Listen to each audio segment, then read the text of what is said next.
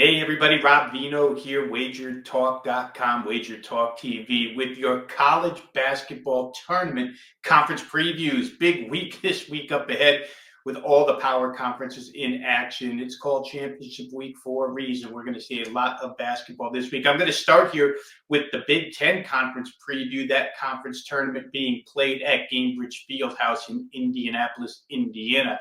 But first, I'd like to make everybody aware of the March Madness special going on at Wager Talk. Right now, you can receive every single play that I release from right now through the NCAA championship game for just $179. It breaks down to about $8.50 a day, $8.50 a day. So $179 gets you every play in college basketball, conference tournament action, postseason tournament action, all 5% blue chips. All come with this all-access package for college basketball action, and there's going to be plenty of it over the course of the next 3.5 weeks. So once again, March Madness special, $179 through the remainder of the season. Let's get to the Big Ten Conference preview here. As I mentioned, Gainbridge Fieldhouse, the host here, Indianapolis, Indiana, which kind of places the Indiana Hoosiers as the pseudo home team in this one. The favorite in this tournament, Michigan State, at plus 250. The defending champions in this tournament, Illinois, who beat Wisconsin last year 93-87 in the title game. Michigan State, one of the 4 teams that will receive a double bye. Their half of the bracket looks to be the tougher half this year, in my opinion. They likely open with Oregon, which is red hot entering the tourney. The winner of UCLA and Wisconsin would be next, and then potentially Maryland or Illinois. So when you calculate that out, Oregon, UCLA, Wisconsin, Maryland, Illinois, it's a tough stretch for Michigan State, the number 1 seed in this tourney. They've had a terrific season, but I wouldn't play them at 250 to win this tourney.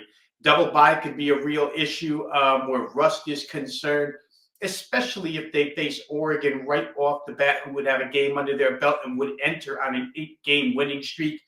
If not Oregon, they'd be facing a hot Indiana team. If Indiana were to upset Oregon, and Indiana beat Michigan State this year in East Lansing 71-67 just last month. Indiana, obviously, Mike Woodson's last season, playing, as I mentioned, on a semi-home court, playing for the NCAA tournament lives. A lot of motivation there for the Hoosiers. So this road is not easy for Michigan State. I'm not saying they'll be complacent in this tournament. Just saying there's probably hungrier teams here than Michigan State, who's already done their business.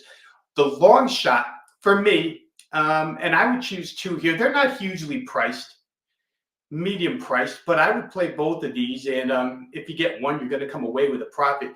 Wisconsin at plus 650, Illinois at plus 750. Give you a couple of reasons why. The Badgers were the runner-ups in this tournament last year, so their motivation to get to the next step obviously should be there.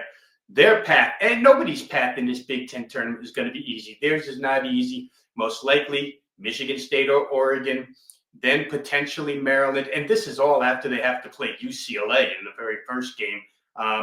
They're 0-4 combined against those 4 teams I just mentioned this year. UCLA, Michigan State, Oregon, and Maryland, all potential opponents on the way to a championship here. And Whiskey is 0-4.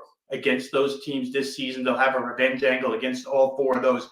They are one of 4 teams who sit in the Big Ten's top 5 offensive efficiency and defensive efficiency rankings. The other 3 are Michigan State, UCLA, and Illinois.